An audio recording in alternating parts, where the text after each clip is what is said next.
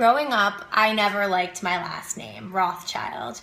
I always thought it was too long, too different, too difficult to spell. But on my first trip to Israel on Birthright, I was shocked to find that in every city we visited, there was some street named after my family. And then in the heart of Tel Aviv, there were all these fancy stores and great restaurants that bore my family's name. Of course, it wasn't really my family that these places were named after. Rothschild is also the name of a famous banking family in Europe who were instrumental in the founding of the State of Israel, and unfortunately, I'm not related to them. But still, being a Rothschild in Israel felt special. When I ended up spending time living in Israel, if I learned to roll my resh just right, I never had to explain over and over again how to pronounce or spell my name when I called to make a reservation. I never had to talk about the silent S and how it wasn't Rothschild, it's Rothschild. When you say Rothschild in Israel, everyone knows what you're talking about.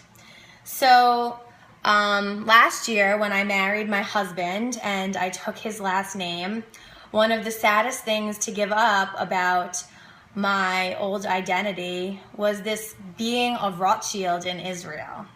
But on our most recent trip to Israel, our first trip together as a married couple, my husband and I were walking down this random alley in South Tel Aviv when all of a sudden we came upon a wall with written on it in bright neon graffiti letters was our last name, Danziger.